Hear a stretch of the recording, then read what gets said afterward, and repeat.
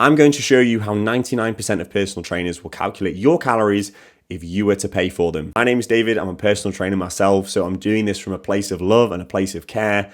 I don't want anything from you today, no frills, no catch. I just want your attention for 5 to 10 minutes and hopefully you'll learn something and you can get in that calorie deficit as soon as possible and start losing that weight. So firstly, let's establish what a calorie deficit actually is. In short, it is when you burn more calories than you consume. It is all relative, so how many calories we need every day is going to be very unique. But fundamentally, if we eat less than we burn, we will lose weight. You're probably thinking, okay, so what's the best diet? It doesn't matter, is the short of it. I have experienced and had conversations with people who have done keto, paleo, carnivore, intermittent fasting. It really is a personal preference in terms of diet. I'm never going to promote one diet in isolation. The only thing I will say is that the best diet for you is the one that you enjoy. And from my own experience, generally speaking, that diet is a balanced diet.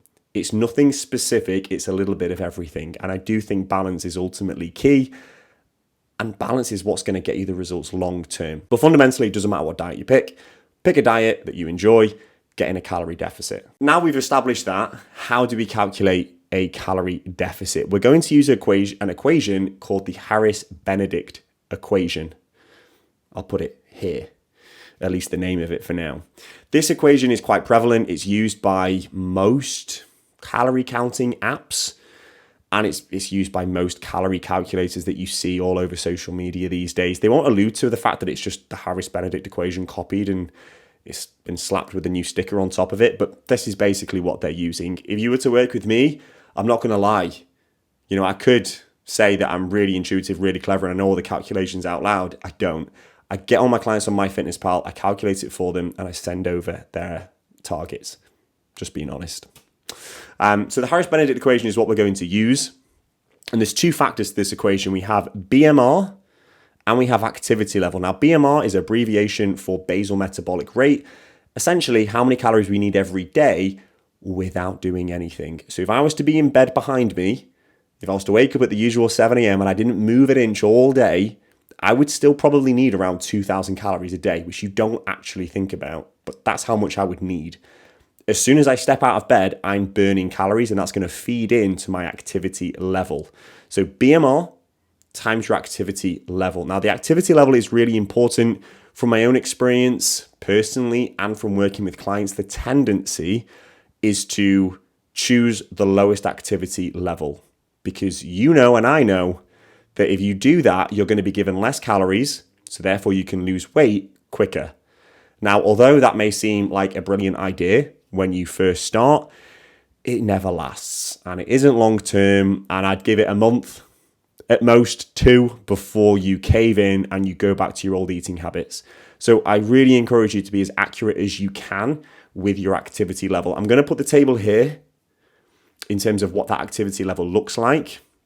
You start off with sedentary, then you go to lightly active, moderately active, and as you can see, the increment increases by around 0.2 each time, with the very top one being extremely active. So extremely active is someone who probably works on a construction site, is a very manual job.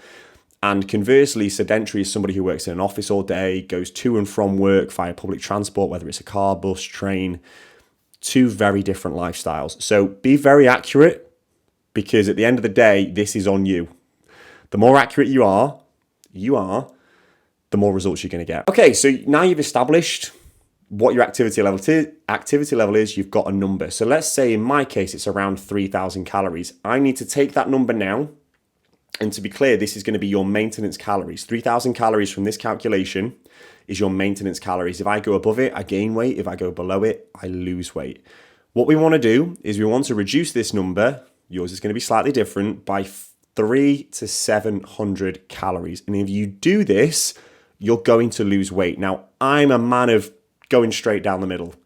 I don't like polar opposite ends because I think two extremes can lead to two extreme outcomes. I think 300 Calories less per day is a little bit slow, and to be honest, I think I'd get frustrated. And 700 is a bit too aggressive to the point where the odd day you'd feel as if you're in a calorie deficit, and it can be a little bit frustrating.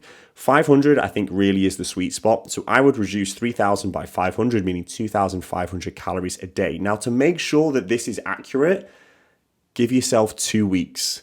I want 2 weeks from you, 2 weeks commitment. I want you to track your weight every single day.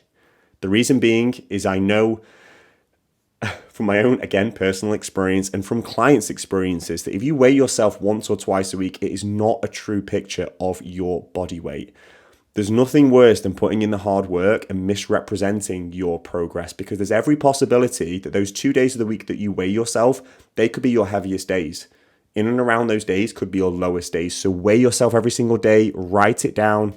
Don't forget it. After 2 weeks, if you notice a trend, ignore the individual weigh-ins. If you notice a trend that is going down, we're on the money. Let's keep going. If you lose around 1 kilo a week, that is perfect. If you lose slightly less than that, I'd say still stick with those calories. If you're losing more than that, if you're losing, let's say, 2 kilos a week, then I'd bring the calories up a little bit. You deserve more food. Patience is key, guys. Trust me. My gosh, I spent most of my 20s with very little patience, and let me tell you for free, it did not pay off. So it's a day later, and I wanted to wrap up the video here by saying that none of this is 100% accurate. All of this is good guesswork, but as long as we have some sort of foundation and baseline in terms of calories, it's a good building block to work on. So don't get caught up in the numbers. Certainly don't get any anxiety with regards to whether you've chosen the right activity level or if you've gone over your calories by 50 or 100 calories every day. Those small margins, those small numbers, they're not going to have a significant impact on your weight loss journey. So follow the advice that's been given already. Come back to me in 2 weeks and let's see where we are.